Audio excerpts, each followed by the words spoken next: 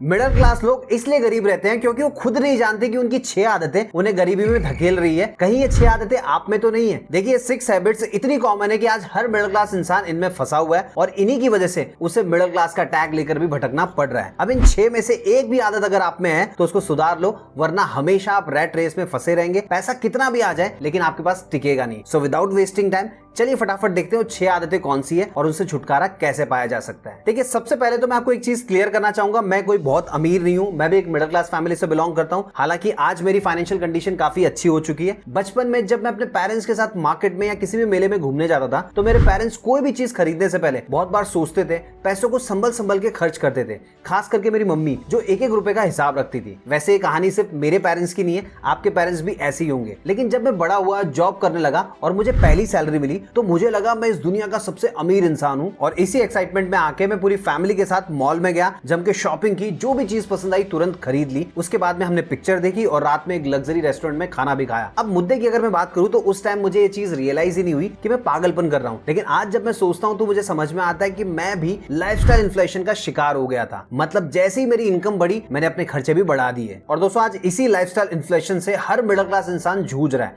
Salary में थोड़ी सी increment होती है, चलो ईएमआई पे आईफोन ले लेते हैं या फिर एक गाड़ी बुक कर लेते हैं। अब देखिए ऐसा नहीं है कि आप जो भी कमा रहे हैं उससे अपने शौक पूरे नहीं कर सकते, लेकिन अगर आप वेल्थ बिल्ड करना चाहते हैं तो ऐसा करना गलत होगा। एक फेमस फिलोसोफर और मैथमेटिशियन नसीम तलेब का कहना है कि दुनिया में 3 चीजों की लत सबसे खतरनाक होती है। सबसे पहले, दूसरी कार्बोहाइड्रेट और तीसरा महीने की सैलरी। ये तीनों चीजें इंसान को धीरे धीरे साइकोलॉजिकली ट्रैप में धकेलती रहती है। सबसे पहले अगर हम करें तो ये फिजिकली कमजोर करती है, कार्बोहाइड्रेट की लत हेल्थ को खराब करती है और महीने की सैलरी मानसिक तौर पे गुलाम बना देती है। क्योंकि देखिए जब खर्चे कंट्रोल से बाहर होने लगते हैं तो फिर क्रेडिट कार्ड और लोन लेने की जरूरत पड़ जाती है और फिर चारों तरफ से ईएमआई शुरू हो जाती है। उसके बाद में फील होता है कि मेरी जो ग्रोथ है वो रुक सी गई है, क्योंकि सैलरी का एक बड़ा हिस्सा आने से पहले ही खर्च हो जाता है। अब ईएमआई चालू है तो आप कंपनी में इसलिए काम नहीं करें कि अपने शौक पूरे कर सके, बल्कि काम करना अब आपकी मजबूरी बन जाती है ताकि टाइम पे आप ईएमआई भर सके, घर परिवार वालों का पेट पाल सके। रिस्क लेना तो नेक्स्ट टू इम्पॉसिबल हो जाता है और आप खुद जानते होंगे इस दुनिया में रिस्क लिए बिना कुछ भी नहीं मिलता। अब सवाल ये उठता है कि इस ट्रैप में फंसने से बचे कैसे, क्योंकि ना तो महंगाई कम होने वाली है और ना ही खर्चे। तो देखिए सबसे पहले तो आपको अपनी इनकम और खर्चों के बीच में एक बैलेंस बनाना होगा। इसके लिए आपको एक सिंपल सा फॉर्मूला बता देता हूं जिसका आप यूज कर सकते हैं और वो है 50-30-20।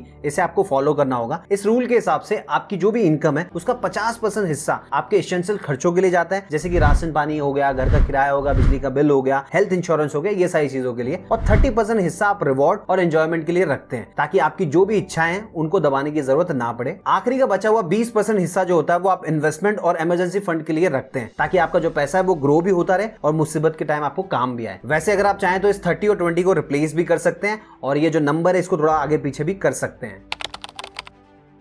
दोस्तों एक बार की बात है, हम सभी दोस्तों ने पिकनिक जाने का प्लान बनाया और पिकनिक पे बहुत मौज मस्ती की, लेकिन जब वापस लौट रहे थे तभी हमारी कार का एक्सीडेंट हो जाता है। लकीली किसी को चोट तो नहीं लगती, लेकिन गाड़ी को काफी ज्यादा डैमेज हो जाता है। अब जो कार थी वो दोस्त के पापा की थी तो बेचारा डर गया, पापा को क्या बोलूंगा, इसको ठीक कैसे कराऊंगा, मेरे पास तो उतने पैसे भी नहीं है। सारे दोस्तों ने भी हाथ खड़े कर दिए। अब देखिए मुझे बचपन से ही गुल्लक में पैसे जमा करने की आदत है, सो मैंने कहा टेंशन मत ले, पैसे अरेंज हो जाएंगे, बस यहाँ से पहले निकलते हैं। अब जरा सोच के देखिए अगर मेरे पास गुल्लक वाला इमरजेंसी फंड नहीं होता तो उस दोस्त के साथ क्या होता, इमेजिन करना भी बहुत ज्यादा मुश्किल है। तभी से मुझे रियलाइज हुआ कि इमरजेंसी फंड होना कितना ज्यादा जरूरी होता है। लेकिन दोस्तों इमरजेंसी फंड सिर्फ और सिर्फ उस टाइम पे यूज होना चाहिए जब मुसीबत आ जाए या कोई दूसरा ऑप्शन अवेलेबल ना हो। क्योंकि देखिए कई सारे लोग इमरजेंसी फंड जमा तो करना शुरू करते हैं लेकिन बाद में उसे किसी फालतू चीज में खर्च कर देते हैं। वैसे दोस्तों जिनके पास इमरजेंसी फंड नहीं होता उन्हें सिर्फ फ्यूचर में प्रॉब्लम नहीं होती, बल्कि प्रेजेंट में भी वो स्ट्रेस में ही रहते हैं। क्योंकि देखिए उनको पता होता है कि अगर कुछ गड़बड़ हो गई तो पैसा कहां से आएगा, कोई आइडिया नहीं है। वहीं दोस्तों जिनके पास इमरजेंसी फंड होता है उन्हें ये मेंटल स्ट्रेस फेस करना नहीं पड़ता। अब आप सोच रहे होंगे इमरजेंसी फंड में कितना पैसा होना चाहिए, तो देखिए इसके लिए एक सिंपल सा फॉर्मूला है। आपके जरूरी खर्चों का एक मंथली बजट तैयार करो और उस बजट में जो भी अमाउंट आता है, जैसे मान लीजिए पूरे महीने में आपका 20 या 30 हजार रुपए का खर्चा होता है, उसमें 20 हजार रुपए पकड़ लेता हूं, तो टारगेट फंड होगा 6 महीने का, यानी कि आपके पास 1,20,000 रुपए होने चाहिए। सबसे पहले आपके पास 6 महीने का इमरजेंसी फंड होना चाहिए, उसके बाद में उसे आप 9 महीने का कर सकते हैं, 12 महीने का, 15 महीने का, 18 महीने का कर सकते हैं, क्योंकि जितना ज्यादा इमरजेंसी फंड होगा उतना ही आपका कॉन्फिडेंस बढ़ने वाला है। जब ग्रेजुएशन की डिग्री मुझे मिली तो मुझे लगा कि अब पढ़ाई लिखाई बंद, एग्जाम का झंझट नहीं, सिर्फ अच्छी सी जॉब पकड़ूंगा और सुकून की जिंदगी जीऊंगा। लेकिन बाद में रियलाइज हुआ कि बेटा जिंदगी भर पढ़ना पड़ेगा, क्योंकि नया सीखेगा नहीं तो मार्केट में टिकेगा नहीं। और यहीं से मुझे पता चला करियर कैपिटल के बारे में। देखिए, ये कॉन्सेप्ट का मतलब ये होता है कि लाइफ में हम जितने भी स्किल्स सीखते हैं, टैलेंट, नॉलेज, एबिलिटीज, एक्सपीरियंस और कनेक्शंस बनाते हैं, ये सारी चीजें हमारे लिए इनटेंजिबल एसेट्स होती है। जितना ज्यादा करियर कैपिटल होता है उतनी ज्यादा अर्निंग अपॉर्चुनिटीज भी मिलती है। अब मान लीजिए आपके पास एक यूनिक स्किल है जो हाई डिमांड में भी है, लेकिन बहुत ही कम लोगों के पास है, तो ऐसे में आपके पास बहुत ज्यादा पॉसिबिलिटीज होगी कि उसकी मदद से आप अच्छा पैसा कमा सकते हैं। लेकिन दोस्तों, प्रॉब्लम यह है कि हमारे देश में और खास करके मिडिल क्लास लोग स्किल डेवलपमेंट से ज्यादा डिग्री और एग्जाम पे फोकस करते हैं। एक सर्वे के हिसाब से पता चला कि हमारे देश में 51.25% ग्रेजुएट्स ही ऐसे हैं जिनके पास वो जरूरी स्किल्स हैं जो काम के लिए चाहिए होती है। अब आपको तय करना है कि आप 51.25% लोगों में रहना चाहते हैं या बाकी के बचे हुए 48.75% लोगों में। आज हमारे देश में सिचुएशन इतनी खराब है कि लोग ग्रोसरी, कपड़े और यहाँ तक कि डेली खर्चों के लिए भी क्रेडिट कार्ड और पर्सनल लोन लेते हैं। पिछले 2 सालों में एवरेज हाउस होल्ड डेट जो है वो 23% तक बढ़ चुका है। अब अगर आप कोविड के पहले का और कोविड के बाद का डेटा अगर देखेंगे तो जहां क्रेडिट कार्ड लोन्स पहले 12.1% थे, अब वो 21% हो चुके हैं। साथ ही अगर मैं पर्सनल लोन्स की बात करूं तो 15.1% से अब वो बढ़कर हो चुके हैं 18.2%। लेकिन दोस्तों, अगर व्हीकल लोन और हाउसिंग लोन की बात की जाए तो उसमें कमी आई है। तो इसी बात से आप अंदाजा लगा सकते हैं कि लोग उधार लेकर पैसा किस चीज के लिए यूज कर रहे हैं। वैसे देखिए, डेट लेना आजकल एकदम नॉर्मल हो चुका है। पहले किसी से भी उधार मांगने में शर्म आती थी, अब बिंदास एक के बाद में दूसरा क्रेडिट कार्ड ले लेते हैं, उसके बाद में तीसरा ले लेते हैं, फिर एक बड़ा लोन ले लेते हैं और इसी प्रकार जिंदगी चलती रहती है। वैसे दोस्तों, क्रेडिट कार्ड कंपनीज का जो बिजनेस मॉडल होता है ना, वो भी ऐसा ही होता है कि लालच दो और फंसाओ, जो फंस गया उसको लूट डालो। इसीलिए तो कैशबैक, रिवॉर्ड और फ्री कूपन्स का गाजर दिखाया जाता है। वैसे दोस्तों, आज मैक्सिमम लोगों के मन में ये बात बैठ चुकी है कि क्रेडिट कार्ड है ना, बस स्वाइप करो, बाद में आसान EMI में पैसे भर देंगे। फिर कई सारे लोग डेट के दलदल में फंस जाते हैं। सो दोस्तों, अगर आपको वेल्थ बिल्ड करनी है तो जितना भी आपके ऊपर कर्जा है उसको फटाफट खत्म कर दो। वैसे कर्जे को जल्दी खत्म करने के कुछ तरीके होते हैं, अगर आपको उसके ऊपर वीडियो चाहिए तो कमेंट बॉक्स में लिख के बता सकते हैं।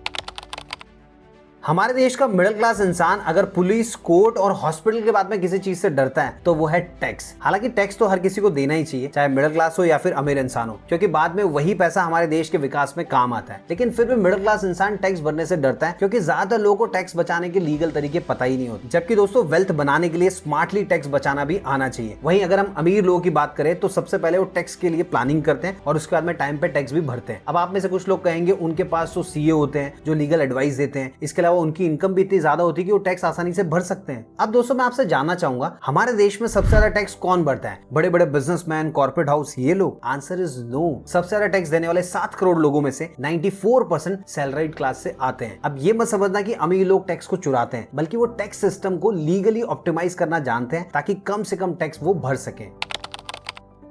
बचपन से हमें यही सिखाया जाता है कि अगर जिंदगी में कुछ बड़ा करना है तो मेहनत करनी पड़ेगी। मैंने भी इस बात को सीरियसली लिया और जी जान लगा के पढ़ाई की, मेहनत की, ताकि पूरी दुनिया को दिखा सकूं कि मैं भी कुछ कर सकता हूं। लेकिन जब मुझे ये समझ में आया कि हार्डवर्क के साथ साथ स्मार्ट वर्क करना भी आना चाहिए, क्योंकि देखिए, हार्डवर्क से हम पॉइंट A से पॉइंट B तक पहुंच सकते हैं, लेकिन अगर हमको पॉइंट Z तक पहुंचना है, यानी कि असली सक्सेस चाहिए, तो हार्डवर्क नहीं बल्कि स्मार्ट वर्क करना आना चाहिए। और स्मार्ट वर्क करने का सबसे अच्छा तरीका होता है कि जो भी काम हम करते हैं उसके लिए जो भी टूल्स और रिसोर्सेस अवेलेबल हैं उनका यूज करना आना चाहिए, ताकि हम कम से कम एफर्ट में ज्यादा से ज्यादा रिजल्ट पा सके। जैसे मान लीजिए आप पानी में पत्थर फेंकते हैं, तो हर फेंका गया पत्थर आपका एफर्ट है और पानी में गिरने के बाद में जो हलचल होती है वो उस एफर्ट का आउटपुट है। अब जरा सोच के देखिए, अगर आप क्रेन की मदद से एक बड़ा पत्थर फेंकें तो पानी में हलचल बहुत बड़ी होगी। तो यहाँ पे हमने क्रेन का यूज करके कम एफर्ट में रिजल्ट को ज्यादा बड़ा किया, और इसे ही कहते हैं लेवरेज करना। अगर आप नहीं समझे तो मैं एक और एग्जांपल देता हूँ। मान लीजिए आपने एक बिजनेस शुरू किया, इनिशियली सारा काम आप खुद करते हैं, लेकिन उसके बाद में आपने 2-4 एम्प्लॉइज को हायर कर लिया,